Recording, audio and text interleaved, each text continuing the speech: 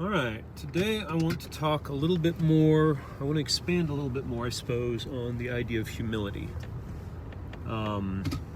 which I've had other videos on, so if you want more on my thoughts on humility, you can go to those. This is more humility in context, I suppose. I'm bringing this up because I've once again seen people arguing in a not even a formal debate, just arguing. And one particular person said, so-and-so is useless. They had a really good statement, or at least potentially good. I didn't fully understand it. There's dust on my camera lens. I didn't fully understand what they were trying to say, but I could tell there was some thought behind it, and I was like, that would have been really good to have expanded on. But instead, they said, the problem with so-and-so is, and they gave this fairly complicated statement, and then they said so-and-so is useless. Now, irrespective of the fact that I actually found so-and-so useful, though I might have agreed with the guy's critique, irrespectful then of my enjoyment and the usefulness I've got out of the person, the attitude of a human being is useless. I can't even imagine what they thought they were doing. Obviously, I don't think they were thinking. I think it is, again, this idea of what I call the singular linear, which is also the root of of combative argumentation, not arguments as in a tool that helps us think through things together, but as a way of trying to win. So what I suspect is happening when somebody says so-and-so is useless, whether they realize they're doing this or not, I should add, they are calling out to people who they think who will respect them for this, and they are criticizing and dividing themselves from people who would value that person, or say it's not a person, say it's an idea. At any rate, they are creating divisions. In saying someone is useless, they are attacking any social connections people have with that person, and saying, okay, either you give up your social connection, your enjoyment of this person, or the use you get out of them, or I will probably consider you useless as well. That can't help but be implied because of the way our emotional systems are wired. So it's going to be the case that you will be insulting a group of people. So why did I go through all that? Because that might have been completely obvious, and I might have seemed to be wasting your time. I'll read this because I want to get this right. If you're not going to use force or discuss and compromise with somebody, in other words, if you're not going to be civil and humble and use a productive discourse with somebody, if instead you're going to insult, well, go beyond that. If you're going to go as far as insulting somebody, why aren't you just using violence against them? What's your point? Why not just kill them? Because how do you intend to get along with people who have a disposition to disagree with you? So what's your goal?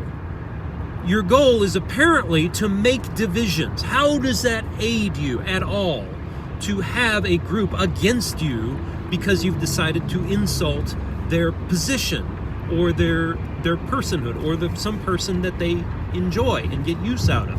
What is your goal? Do you want conflict? Is that your goal? Is to create more lines of division and to make sure more people are arguing with each other? Is that your goal? Is that what you want? Because that's what you're doing. It's the only thing that can possibly come out of that. There might be a small few number of people who are well developed enough along a certain schema of capacities to be able to ignore your insults and not get emotionally frustrated and not become tribalistically biased, which is the most natural thing. It's completely natural to our nature to become tribalistically divergent when an insult is thrown down. So are you just trying to use that machinery, or are you just assuming everybody should be capable of not being controlled by that machinery, which is kind of ludicrous. Yes, I know there's an ancient tradition of the academic who can insult each other and tear each other down and just laugh about it. There's a way in which certain people have learned or maybe have a disposition to do that. But we're not talking about a small number of academics. We're talking about humanity as a whole. How does humanity as a whole get along better and get past our divisiveness, get past this game A, this competitive winner take all, look out for only your own good. Is that the game we're going to continue to play? If so, I don't think we're going to make it. So if you're at all interested in making it yourself, you might start considering how you can ensure that you are making connections with people rather than creating more divisions. All right, let me see here. I had a lot more to say. So I've talked about the singular linear before. This is the idea that we often have a kind of, right brain, in scare quotes, because we don't actually know exactly what the right brain and the left brain are, whether that's just a clever analogy that's helpful, or whether there's actually biology of the brain, neuroscience of the brain that shows that. I know it's a gray area. So I'm just talking about the analogy of the right brain, left brain, not the brain science. And I'm going to stop saying that soon, even though every time I start to say it, somebody tries to call me out on it. Anyway, so singular linear is something like a left brain, I was saying right brain, dang it, left brain mechanic, where it's looking for the details, it's looking for the individual parts, and it's lining them up to build a conclusion. And it's looking for the answer, the thing that it can couch all its demands and its certainty on. And when it thinks it finds something that meets that criteria, you have that aha moment, and you have that feeling of certainty, that emotional certainty that I've got it now, I've got this figured out, which is so at the root of so many debates. You have that emotional response of certainty instead of something like, well, I could have it. Let me be humble about this. So that's one contradiction there, contrast between the singular linear, which by the way lends itself, this idea of finding the one solution for whatever problem we have, is also something that very much lends itself to creating a group, because unfortunately we humans tend to want a simple answer sometimes. Give me the answer so I don't have to think about it, so that I can save my calories and spend my calories somewhere else. That's another one of those biological drives, biases you could even call it. So the singular linear solution, the one solution, lends itself to singular linear groups that are unified, that are bubbled. Okay. In contrast to that, the right brain is more systemic. Again, right brain. It's something like it can be geared to look for the evolving opponent processed solution. And by opponent processed, I'm actually referring to right brain and left brain functionality working together. I'm trying to say this as a contrast to a singular linear solution. There is the systemic solution, the one that continues to evolve, that we never arrive at. And we never arrive at it because we can never know everything, and we can never completely, certainly confirm all our understanding, or nor can we, nor should we, hold, how do I say this? Keep things from changing. We've got the solution, now let's hold everything. Let's make sure nothing can change. I mean, there's some things that we need to hold on to until we know we have a fit replacement for. That's not what I'm referring to. That kind of conservatism is extremely useful and helpful. But a conservatism that blindly holds on to a solution just because it is the solution that's always worked is blind. Okay. So another form of the singular linear is kind of a critique of what I've just said. I've been referring to conversations rather than debates in all my videos, that I think conversations are the way we have to go forward with, not debates. But if I say only conversations or only debates, then I'm back in the singular linear. If I say the only conversations are the way we can go, then I'm back in the singular linear. Debates can be useful at times, but it is a debate in something like a context of humble conversation, so that, hey, I'm having a conversation with you, I'm being humble, I'm trying to learn from you, I'm trying to find common ground with you and truly understand where you're coming from. But hey, let's kick it up a notch and let's be really hard and let's go through this debate format just to see what the outcome is and see how let's stress test our ideas and in fact our own capacity to hold an idea under pressure. That's kind of what a debate in the end, I think, more than anything else, does.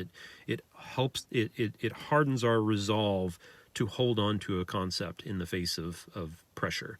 And I'm not sure that is all useful. I'm not sure at all that we should be training each other to do that. Rather, I think we need to be training ourselves to converse in a humble way. Check out Pleasure of Doubt's videos on that topic, please. He's got a great method lined out. All right, so a couple of other principles. I just mentioned that it cannot be only conversation or only debate. And I mentioned how this is an evolving opponent processing solution-oriented, like compromise in the sense not of giving up your most deeply held beliefs, but compromise in the sense of saying, I am willing to concede this point so that we can move forward, or I will use your definition, I can do that, or those kind of things. There's no reason to hold on to things that will create a divisiveness that is unnecessary, something like that.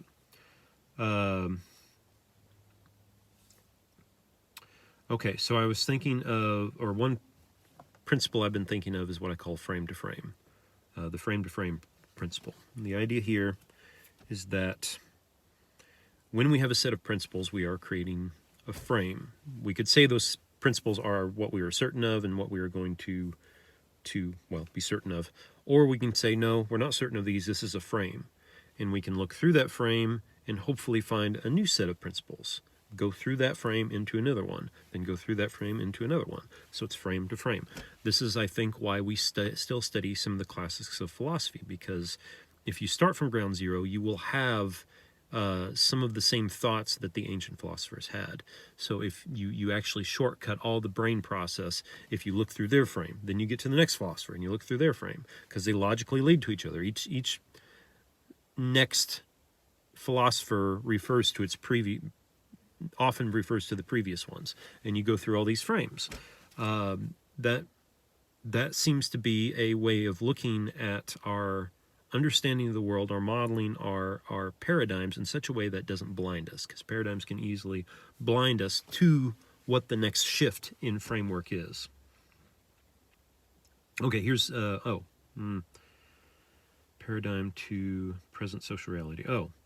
So speaking of how paradigms can blind us, another way of thinking of that is that if we do not compare our paradigm to the present social reality, this goes back to this idea of, if you're not going to use force to discuss, or if you're not going to discuss humbly, or if you're not going to use force and kill them, how are you planning on interacting with people?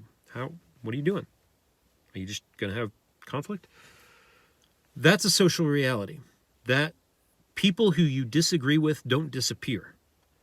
When you dismiss them and say, I don't have time for you, you're not thinking the way I want you to think, so rather than wasting my time having an argument with you, I'm just going to ignore you. Those people don't go away. They still exist in our society. They still vote against our beliefs. They still hamper traction. If we say we do happen to have an idea that is nearly utopian. I don't believe utopians a utopian vision is possible. I think, again, it has to be that frame. Okay, well, maybe this is the right answer, but oh, wait, no, we have this other problem, and oh, that one was wrong, right, too. Okay, well, we're just going to keep trying. We're going to keep going through frames. So compare your paradigm to the social reality. And the social reality is, if there are people who disagree with you, then they don't go away. They're still there. You can't snap your fingers and make them go away.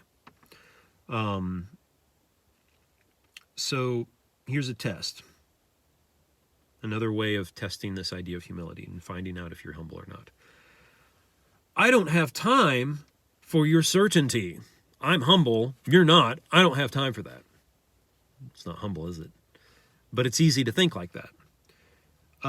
Instead, your humility has to be humble even about your humility. Your certainty about something could be right. I'm willing to change my mind about that. And that extends to humility itself. That extends to the frame-to-frame principle. It has to. The frame-to-frame principle might be one of those frames that we have to go get past. But we have to, there's no, it's almost as if it requires wisdom. It requires a reason that goes beyond calculus, goes beyond a bureaucratic A plus B equals C formulation of things. It has to go deeper. It has to be both left-brained and right-brained, both logical and analogical, both scientific and artistic in a way, creative, where we're not staying in our boxes, but are allowing our boxes to be completely shredded, all of them just destroyed, so that we can put things back together. So here's a series of questions. It's actually just one question repeated indefinitely to test our humility principle. And it also tests the singular linear and shows its weakness. Somebody says, how do you know that to you? Whatever statement you're saying. And then you start to give an answer. Well, how do you know that? And then that.